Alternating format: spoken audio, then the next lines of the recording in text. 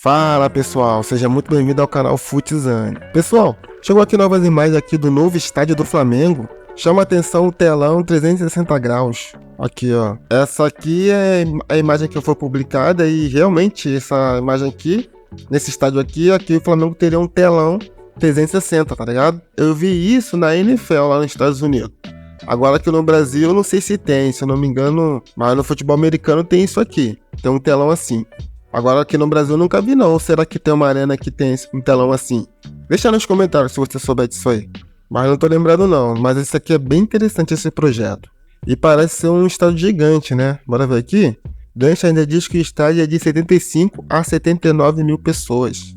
O Flamengo revelou que a gente está fazendo o projeto do estádio, a empresa Arena Eventos mais Venus. Interessante, rapaziada. Muito interessante. Mas isso aqui é um projeto só.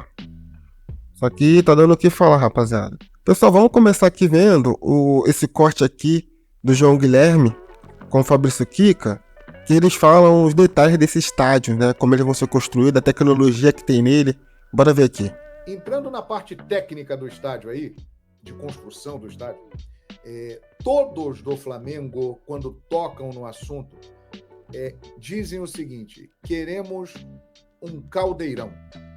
Queremos um estádio que o adversário entre e fique incomodado, uma pressão. O caldeirão rubro-negro. E usam muito o exemplo do estádio do Borussia Dortmund, na Alemanha. Sim. Dá para explicar por que tecnicamente. Eu vou colocar aqui na tela algumas imagens aqui. A gente usa as imagens. Só um instantinho. Fique à vontade. Sabe como é que é, né? Tecnologia. Ah, sim. Eu aproveito para te fazer uma outra pergunta. Sim.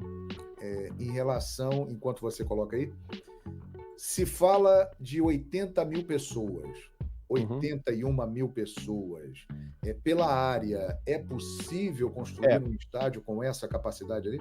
Sim. Antes de mostrar as imagens do caldeirão e falar o que seria um caldeirão, é uma equação muito mais complexa. Sim. O tamanho do estádio é fruto de uma equação que envolve o terreno, a localização, o preço do ingresso e a possibilidade de aprovação daquele projeto. Naquele terreno do gasômetro cabe um estádio para 120 mil pessoas. Você vai verticalizar. Conforme você vai verticalizando, o terreno a construção vai ficando proporcionalmente mais cara. Porque você começa a verticalizar, começa a ter mais demandas, mais desafios arquitetônicos. A operação do estádio começa a ficar mais caro porque você precisa de mais gente, tem mais escada, tem mais segurança, cada vez mais complicado. Primeiro. Ou seja, você verticaliza, o seu ingresso vai custar proporcionalmente mais caro, porque a construção vai ficar mais cara. Segundo, será aprovado, porque aí você começa a ter mais impacto no transporte público. Você começa a ter mais impacto no viário, ou seja, a Sete Rio vai te exigir mais coisas. Então, não é simplesmente cabe no tempo, cabe. Você vai fazer lá uma arquitetura maluca, vertical, mas vai caber. Só que o custo disso talvez não faça sentido. O que eu digo com relação ao estádio, ao tamanho do estádio, é o seguinte: o torcedor do Flamengo repete esse mantra, né? Faz 150 mil que a gente enche o estádio. Isso não é verdade. Isso não é verdade. Eu digo o seguinte: se fizermos um estádio para 40 mil pessoas e cobrarmos 3 mil reais o ingresso, vai lotar? Não vai. Se você fizer um estádio para 150 mil pessoas e cobrar 5 reais o ingresso, vai lotar? Sim. Vai lotar. Se você construir um estádio em Pedra de Guaratiba para 150 mil pessoas e colocar o ingresso a 5 reais, vai lotar? Não. Não vai, porque não dá para chegar lá. As pessoas não vão conseguir chegar lá. Então, essa equação é uma equação muito complexa. Me parece o seguinte: algo em torno entre 70 e 80 mil pessoas, como está sendo ventilado, factível do ponto de vista de aprovação. Perfeito. O problema que fere ao flamenguista é o seguinte: o Maracanã tem 78.800 lugares hoje. Só que só são vendidos 65 mil ingressos. Exato. Porque tem perda, etc. Dá para fazer um estádio de 70 mil que a gente possa vender 70 mil ingressos? Dá. E aí vai mudar. E aí a gente entra nessa discussão do caldeirão. Porque 70 mil ingressos num caldeirão é uma coisa que dificilmente a gente vê no mundo. A gente vai ver o signo do Luna Park, que a gente vai mostrar isso. Se você botar na tela, a gente fala da parte técnica. Agora! Olha só. material ainda da nossa pesquisa, nós temos 3 estádios aí. Temos o El Cilindro, do estádio do Racing, que é um estádio de arquitetura muito curiosa. Você tem o Maracanã e você tem o St. James Park do Newcastle. E se você nota, você vê como é a distância e o comportamento da arquibancada para o jogo.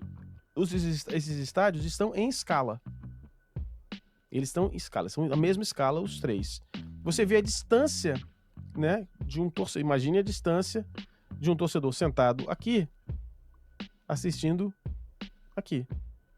Sim. Só para te dar uma ideia, João Guilherme, essa distância aqui de uma pessoa assistindo o jogo no último degrau da arquibancada do Maracanã, atrás do gol, a distância dele até o gol é de um campo de futebol. Daqui, 2 campos de futebol. Que loucura. É muito longe. É muito longe. E aqui é muito mais perto. Então, o primeiro ponto fundamental é a inclinação da arquibancada e a distância da arquibancada para a linha de campo. Primeiro ponto. Isso já ajuda na questão do caldeirão. Aí tem uma comparação de áudio que não vai funcionar. E aí tá um corte, né, arquitetônico. E aí a gente colocou graficamente a nossa análise acústica simplificada para que a gente possa falar do efeito acústico de uma arquibancada. Tá aqui a linha de campo, né, o final do campo tá aqui a distância, são 6 metros contra 28 do Maracanã, diga-se de passagem. E você tem a distância aqui, que é muito próximo, e a inclinação. Essa inclinação dessa arquibancada é uma inclinação média de 37 graus. Ela não é aprovável no Brasil, tá? Nessa inclinação, em pé, não dá. Em pé, a inclinação aprovada na cidade de Rio de Janeiro é muito menor. Aqui, na Alemanha, é possível. Então, olha só o comportamento do som nesse estádio. Você, nas nossas simulações, você emite um som no meio da arquibancada de um grupo de 1.500 torcedores, um som hipotético, e você vê o comportamento do som. Quanto mais vermelho, mais alto é o som. Então, atrás do gol, você tem aqui o som ensurdecedor. Você vê o formato da cobertura.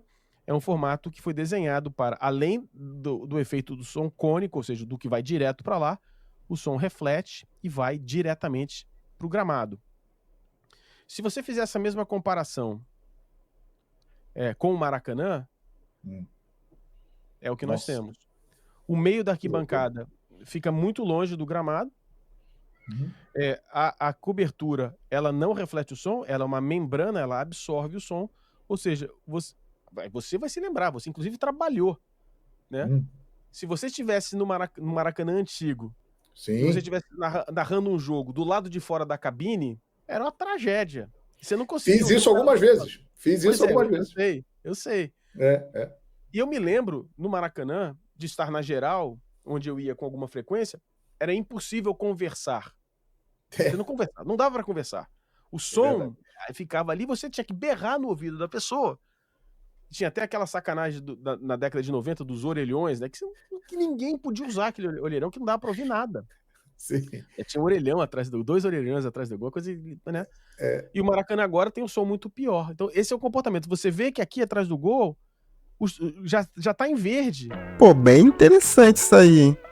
E depois desse vídeo aqui, parece que realmente o planejamento, a ideia, a idealização desse estádio de 70 a 79 mil pessoas é de uma maneira mais inteligente, né? Mais moderna, né? Porque se você reparar, é um estádio não tão absurdo, igual um estádio de 100 mil pessoas, mas ele também é pequeno. Se você for comparar com a arena do Corinthians, já é bem maior, né? O Corinthians, quando ele lota lá, dá 50 mil pessoas, né? 40 mil pessoas, por aí, eu acho. Então, um estádio desse seria bem maior, né? E como o preço do ingresso não é tão caro, né, como um estádio de 100 mil pessoas, e o preço do ingresso também não seria tão absurdo assim, né? Como um estádio de 100 mil pessoas, por exemplo.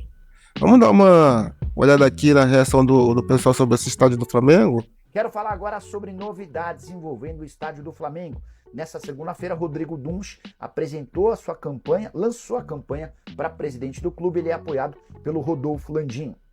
E duas informações bem relevantes vieram à tona. A primeira delas, a ideia do Flamengo é ter um estádio no gasômetro para 75 a 79 mil torcedores. Foi a primeira vez que o Flamengo oficializou o número de torcedores que pretendem estar, que o estádio pretende comportar. No início, lá atrás, quando existia esse projeto de construção de um estádio, o Flamengo falava em 100 mil pessoas, 79 mil está bem distante do número discutido e debatido anteriormente. De qualquer forma, outra informação importante sobre a data de previsão de entrega das obras. 15 de novembro de 2029 é com essa meta que Rodolfo Landim, Rodrigo Dunsch e companhia trabalham.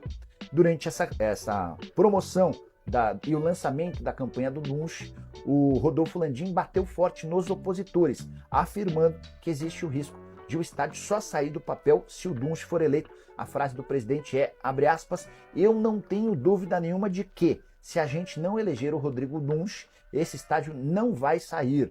Muita gente... Ah, claro que isso é conveniente pro chefe do Flamengo, pô, pro Landim, falar que o candidato que ele tá apoiando é o que vai fazer o estádio fluir, né? Realmente, o Rodolfo Landim, vamos ver, né? Vamos ver. Tem jogo político aí. Trabalhou contra o tempo todo.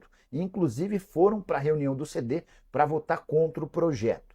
Quando viram que iam perder feio, 90 pessoas se retiraram da reunião. E você, tá de que lado nessa história? Entende que o papel do estádio é super relevante? Rapaziada, eu vou te falar, até 2029 não é tanto tempo assim não, né? 5 anos pra terminar o estádio. Quero saber como vocês acham, como deve ser esse estádio aí, do Flamengo. Eu achei bem interessante essa imagem ali, e dá pra ver que tem um jogo político ali por trás, né? Mas é isso aí, rapaziada. Tamo junto, espero que você tenha curtido o vídeo. Forte abraço, valeu, e até o próximo vídeo.